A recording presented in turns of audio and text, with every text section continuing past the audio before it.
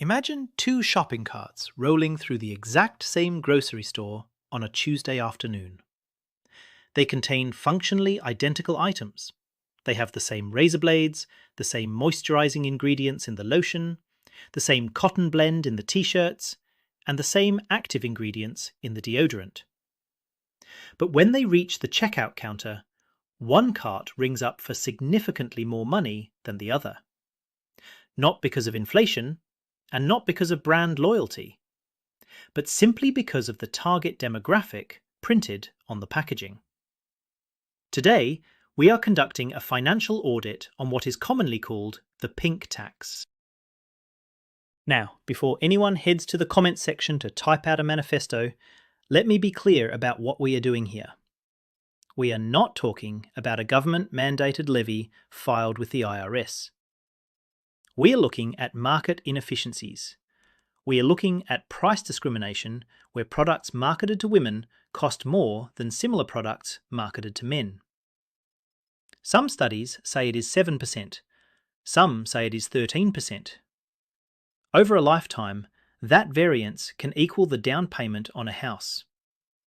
If you care about your net worth, you need to care about where your money leaks are, regardless of who you are shopping for. If you are new here, I explore the math behind money so you don't have to guess. Subscribe if you want to keep more of what you earn. Let's start with the hard evidence. The most comprehensive audit on this comes from the New York City Department of Consumer Affairs. They didn't just look at a few tubes of toothpaste. They looked at nearly 800 individual products across 35 product categories. They looked at everything from toddlers' toys to seniors' canes. The goal was to see if the price difference was anecdotal or systemic. Often, when we hear about gender pricing, we dismiss it as a few cents here and there. We assume that maybe the pink razor has a better grip, or the women's shampoo has a rarer flower extract. But when you strip away the marketing copy and look at the raw data across an entire city, a pattern emerges that is hard to ignore. Here is what the audit found. Across all categories, products for female consumers cost an average of 7% more than similar products for male consumers. That is the headline number, but averages can be deceiving because they smooth out the extremes. When they drilled down into personal care products, the stuff you buy every single month like shampoo, deodorant and body wash, the gap widened to 13%. Women's clothing cost 8% more. Even health products for seniors were priced higher for women. We are talking about basic canes and supports costing 12% more just because they were marketed to an elderly woman rather than an elderly man. This is a 7% drag on purchasing power that applies from the cradle to the cane. The twisted part of this math is how invisible it is. If a store put up a sign at the entrance saying women have to pay a 7% surcharge at the register, there would be riots, or at least a very viral TikTok. But because the surcharge is baked into the sticker price and separated by 3 aisles, our brains don't register it as a tax. We register it as a preference. We see the pink packaging or the floral scent, and we assume the higher price signals higher quality or a specialized formulation. It is a masterclass in behavioral economics. The market knows that friction prevents us from walking to the men's aisle to compare unit prices. So that 7% premium sits there, quietly compounding on every receipt. You might be thinking, Tom, 7% on a bottle of shampoo is $3. Who cares? If you think $3 doesn't matter, you are missing the biggest part of the equation. We haven't even talked about what happens when you invest that difference over 40 years. The problem isn't the $3. The problem is the 6 figures you lose in opportunity cost. We will get to that devastating calculation in a few minutes. Let's zoom in on the worst offender, the bathroom cabinet. This is where the price discrimination hits the hardest, because these are recurring costs. You buy a shirt once every few years. You buy razors and soap every few weeks. I looked at the data for basic hygiene products. This is where the pink tax feels most aggressive. You have two plastic razors. Both have 5 blades. Both have a moisturizing strip. Both are made in the same factory. One is blue, one is pink. In many cases, the pink version is priced significantly higher. Why? Because the market has segmented personal care into utility for men and luxury or beauty for women. Let's run the numbers on shampoo. Studies show that women's shampoo costs about 48% more per unit than men's shampoo. Even if we account for women generally having longer hair and using more product, the price per ounce shouldn't be that different for the same cleaning agents. One advisory partners estimated that a woman pays about $3 more per bottle on average. Over 60 years, just that tiny gap in shampoo adds up to over $1,200. Now add in razors, where women often pay more for fewer blades per cartridge. Add in deodorant and body wash. The estimate for lifetime extra spending on personal care alone is around $132,000. That is a Ferrari, or a fully funded college education, gone down the shower drain. Why do we pay it? Because of scent and placement. We are trained to believe that smelling like Cool Sport Rush is for men and Lavender Breeze is for women, and that crossing that line is socially unacceptable.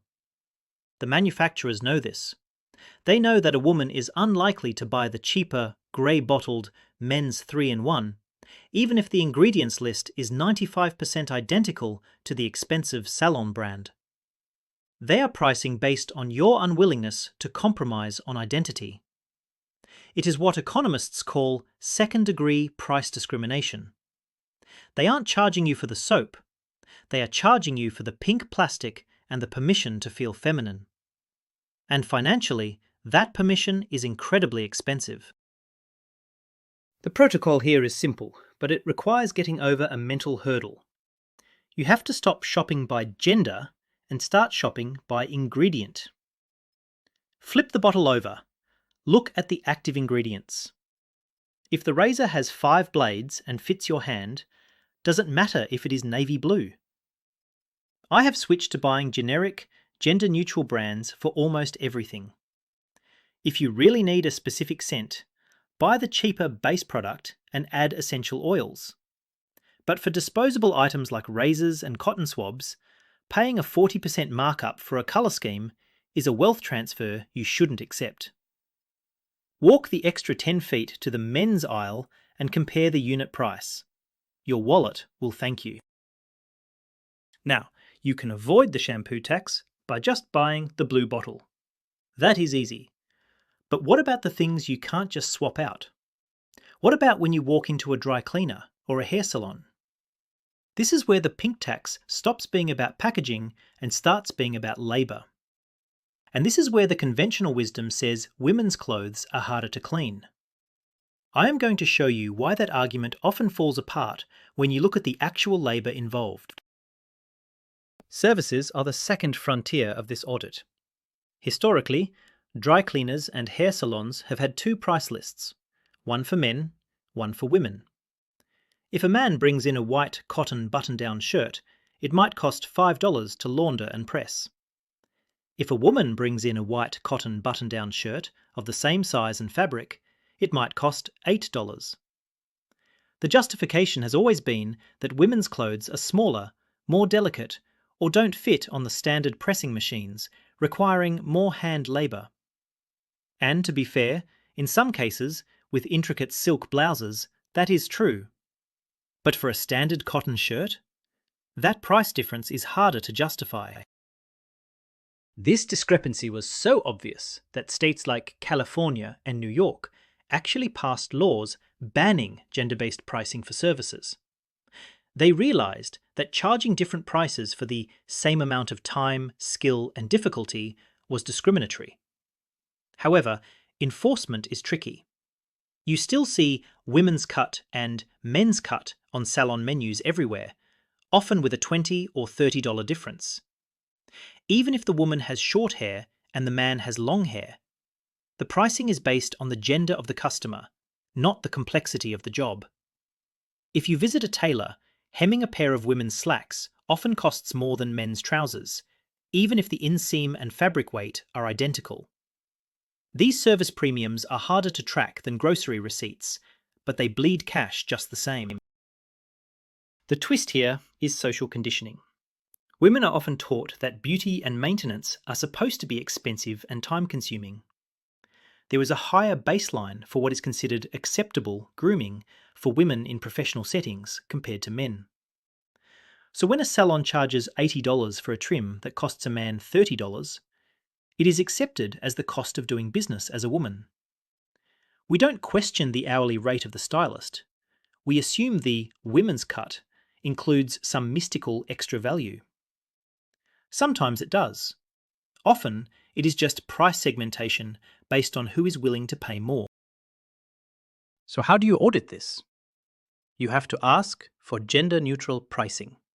It is uncomfortable, but necessary. If you are a woman with short hair, ask to be charged for a shortcut or a barber cut rather than a women's cut. At the dry cleaner, ask specifically why the blouse costs more than the shirt. If they say it doesn't fit the machine, fair enough. If they can't give you a reason, find a new cleaner. Support businesses that price by the job, not the gender.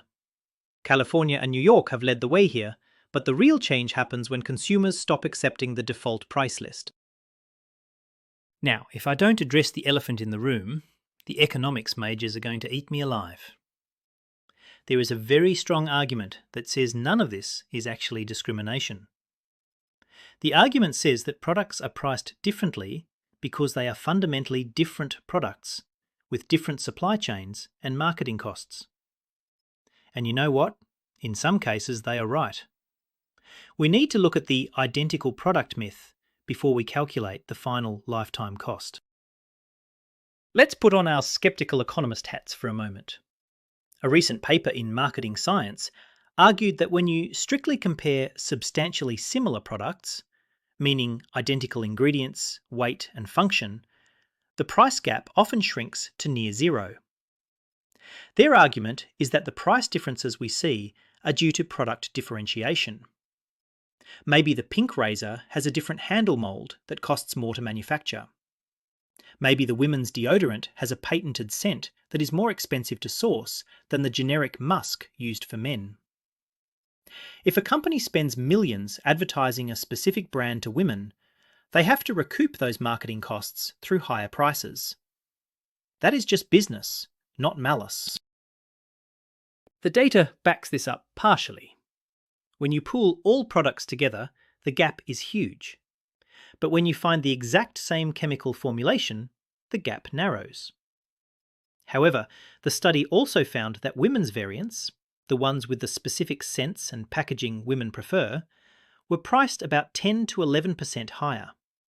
So, while it might not be discrimination in the legal sense of charging different prices for the exact same SKU, the result is the same. The market provides options that appeal to women and then charges a premium for those options. It is a preference tax. If you want the product that is marketed to you, you pay more. If you are willing to buy the product marketed to men, you pay less. Here is the issue with the Economist's view. It ignores the real world. It ignores that we are social creatures. It ignores that stores segregate these items.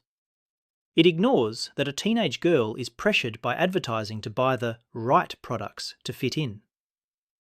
Sure, in a perfect, rational market, everyone would buy the cheapest functional goo in a grey tube. But we don't live in a textbook. We live in a world where marketing shapes our choices. So even if the price difference is technically justified by product differentiation, the financial outcome is that women, who typically earn less than men, are funneled into buying the more expensive versions of daily necessities. The solution is to become the rational actor that economists dream of. Be ruthless. If the pink tax is a tax on preference, change your preferences. Punish the brands that overcharge for packaging.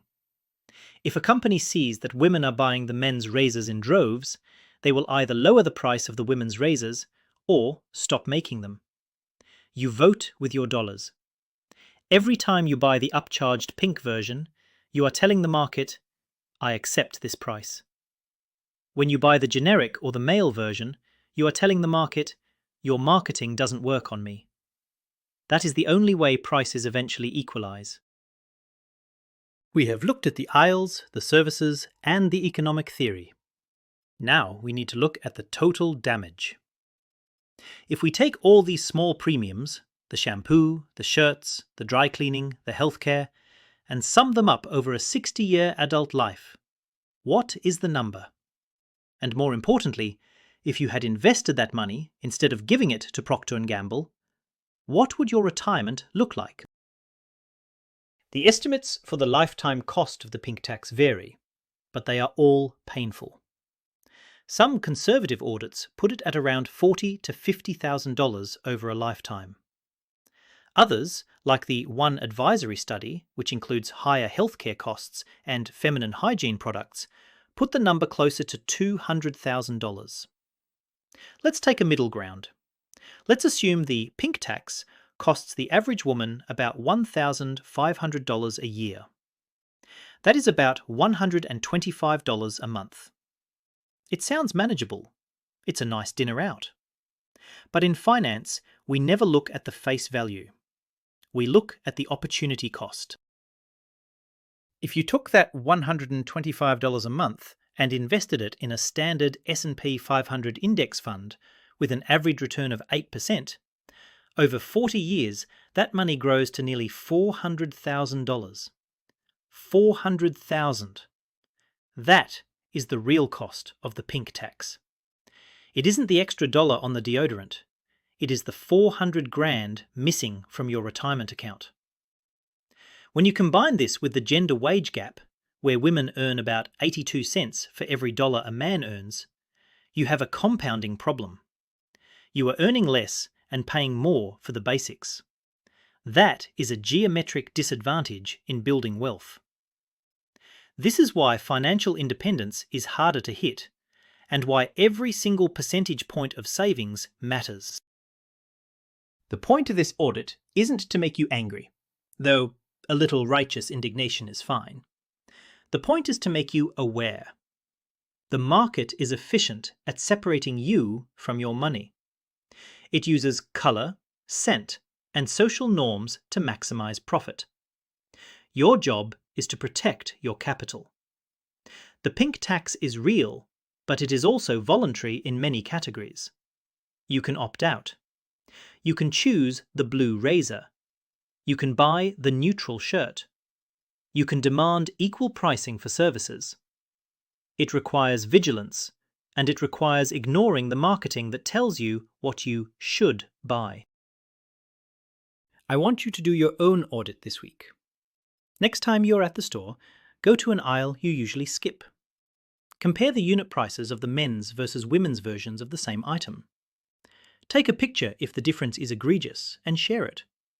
Let's crowdsource some data here.